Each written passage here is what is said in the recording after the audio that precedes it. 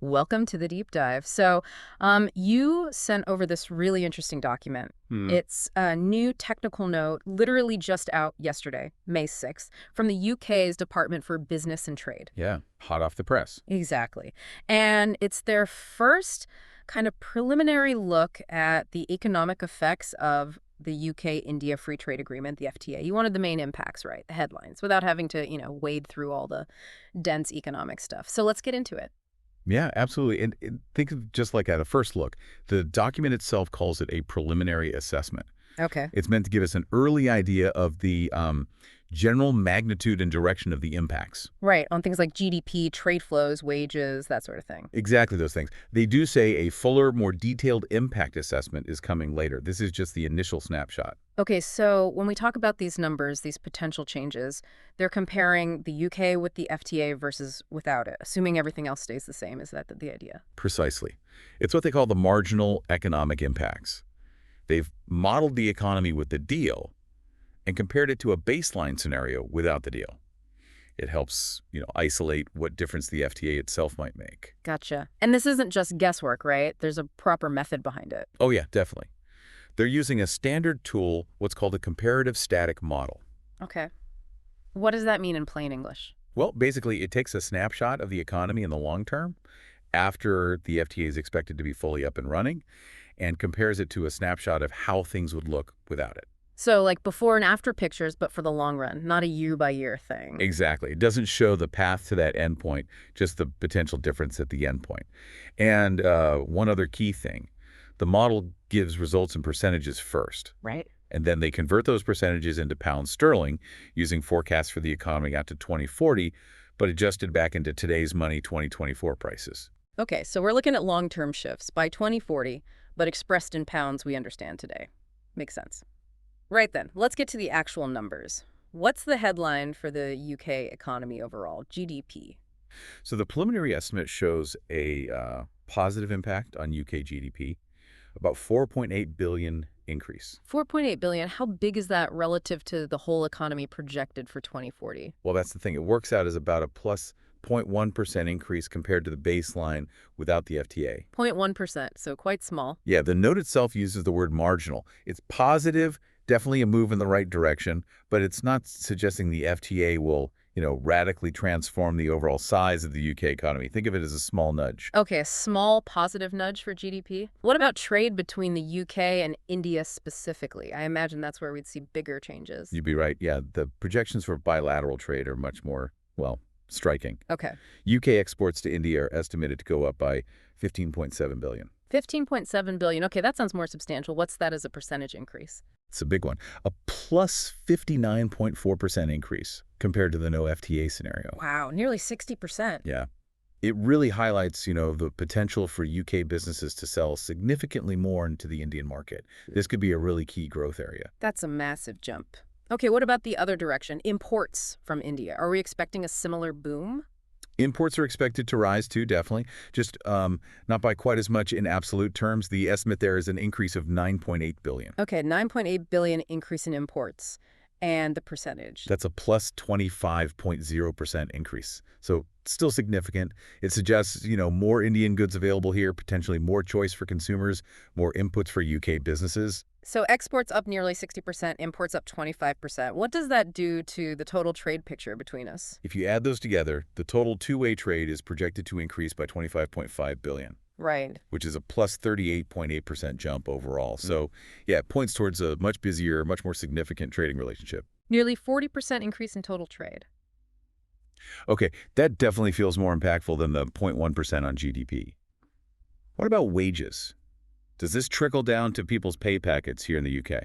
The model does suggest a positive effect on real wages, yes. But again, like GDP, it's relatively modest. How Marcus? The estimate is a total increase of 2.2 billion rand. And percentage-wise? For the average worker. That comes out as a plus 0.2% increase in UK real wages. So, same story, really positive direction, small overall benefit to earning power. Okay. So, small boost to GDP and wages, but quite a big expansion in trade. Let's look under the hood a bit. You mentioned this model they used. Yeah, the CGE model. Right. What is that exactly? How does it work?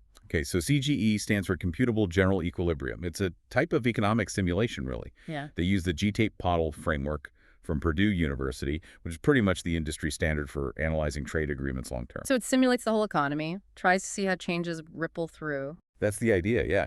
It looks at interactions between different sectors, different countries, the UK, India, the rest of the world, and tries to figure out the net effect. It captures both direct and indirect impacts. Are there any big assumptions we should know about? Well, like any model, it simplifies reality. This one assumes things like perfect competition and constant returns to scale. These are standard assumptions in many CGE models, but yeah, the real world is obviously more complex. Okay. And what data does it run on? What's the fuel for this simulation? It uses a huge database, the GTAC database version 12P1 for this study. It contains detailed information on economic structures, trade flows, tariffs, how industries link together for, I think, 65 different sectors globally. And when's that data from? The reference here for the global trade data is 2019. 2019. That feels like a while ago now, especially with things like Brexit happening since. It does, and that's a crucial point. They have tried to adjust the baseline, the no FTA world, to account for major policy shifts since 2019. Like Brexit. Exactly. Yeah. Brexit, the UK's other FTAs, like with Australia, Canada, Japan, joining CPTPP, also India's deals with Australia and the UAE, and updates to the UK's own tariffs. They've tried to build those in. But not everything. Right. The note specifically says that very recent tariff announcements, like from the US, aren't included in the baseline because things were still too uncertain when they ran the model. Okay, so it's a 2019 base, adjusted for some recent changes, but not the absolute latest tariff news. Got it.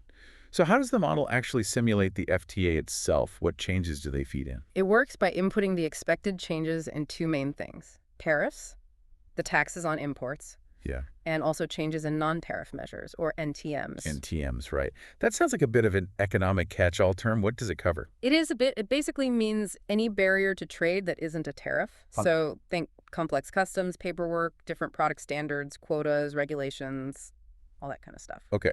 And estimating the impact of changing those sounds much harder than just looking at tariff cuts. It definitely is more complex. For tariffs, it's more straightforward. They look at the agreed cuts in the FTA for specific goods. They also make an adjustment for rules of origin. Ah, the passport for goods thing, making sure they actually qualify for the lower tariff? Exactly. Because proving origin has costs for businesses, they factor in a kind of friction there. Makes sense. And the NTMs for goods, how do they estimate those changes? They used a database called DESTA Design of Trade Agreements. It scores how ambitious past FTAs have been in tackling NTMs on a scale of 1 to 7. Okay. So they've looked at the UK-India deal and essentially assigned it a DESTA score for different sectors based on how much they think NTMs will be reduced. So kind of grading its ambitions sector by sector. Pretty much. Like they assume it's medium depth for industrial goods, a score of 4, but shallower for agriculture and metals, a score of 1, meaning basically no significant NTM reduction there, and no change for energy. Interesting. So different levels of impact expected beyond just tariffs. What about services? Huge part of the UK economy. For services, they used a different tool, the OECD's Services Trade Restrictiveness Index, the STRI, Okay. and they estimated the change under the FTA by modeling commitments roughly equivalent to 30% of the liberalization seen in the CPTPP agreement. Using CPTPP as a benchmark. Sort of, yeah, for the level of new commitments. They also assumed that the rules currently applied in practice in both countries don't change outside of these specific new FTA commitments. Right. Now, the note sums this up in a table, doesn't it? Table 4. Any key takeaways there? Yeah, it shows the average reductions.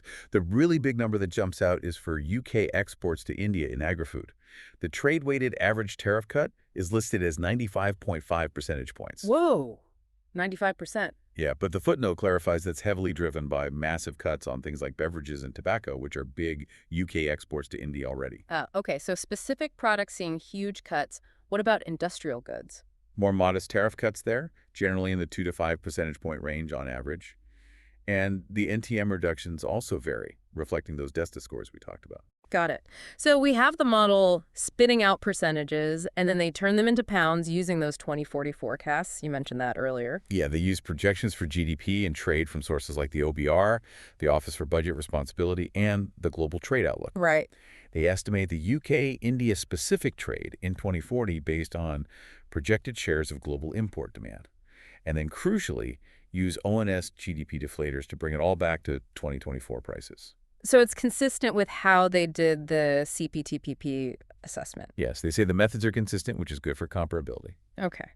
The note also mentions looking at the impact on actual duties paid, the tariff revenue. What do they find there? They did a separate calculation on that. For UK exports to India, they looked at India's 2022 standard tariffs on UK goods and figured out which ones get cut immediately or later under the FTA. And for imports from India. Similar process. They looked at whether Indian goods currently come in under the UK standard tariff or the preferential GSP scheme using 2022 data, and then identified which tariffs are reduced by the FTA. And the point of that is lower costs for business. Exactly. Lower duties mean UK exporters are more competitive in India, and UK importers pay less for Indian goods. The flip side, of course, is less tariff revenue for the government. Right.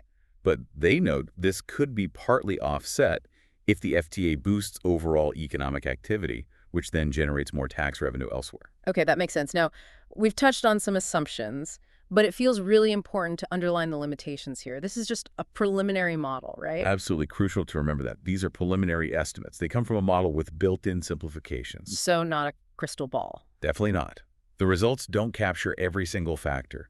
The core data is from 2019, albeit with some adjustments. The pound figures rely on forecasts out to 2040, forecasting that far ahead is inherently uncertain. And the tariff analysis? That uses 2022 data and assumes businesses fully use the lower FTA tariffs, which might not happen straight away or for everyone. We also don't know how much savings get passed to consumers. Plus, the data isn't broken down by UK region. And, as we said, those very recent global tariff changes aren't factored in yet, which could definitely shift the landscape. So loads of caveats. It's a useful starting point, gives an indication, but it's definitely not the final definitive picture. Precisely. Think of it as the opening chapter, not the whole book. Yeah. The full impact assessment will hopefully add much more detail and nuance. Okay. So let's try and wrap this up then. If you had to summarize the key takeaways from this initial analysis for our listener. I'd say modest positive bumps for UK GDP and wages overall. But the really significant action seems to be in bilateral trade. Yeah. Big projected increases there. UK exports to India up potentially nearly 60%, imports from India up 25%. Just a much more active trading relationship is on the cards. And what were the kind of aha moments for you reading this? Anything that really stood out? Well, that near 60% export growth figure is definitely an eye-opener. It screams potential opportunity for certain UK sectors. And also, the way they've modeled the NTMs, acknowledging that progress might be quite different across sectors, medium here, shallow there, that felt like a realistic acknowledgement of the complexities involved in tackling those non-tariff barriers. It's not all just about tariffs. Right. So for you listening, you've now got a handle on the government's initial take on what this UK-India FTA might mean economically. These numbers give a glimpse, but remember they're based on models, assumptions, looking far into the future. And a global economy that never stands still. Yeah. So perhaps a final thought to leave you with. Thinking about that potential 60% jump in UK exports to India, which specific UK industries do you think are best placed to grab that opportunity? Yeah, and conversely, where might UK firms face more competition from that 25% rise in Indian imports? What other questions does this first look raise for you about where UK-India trade is heading?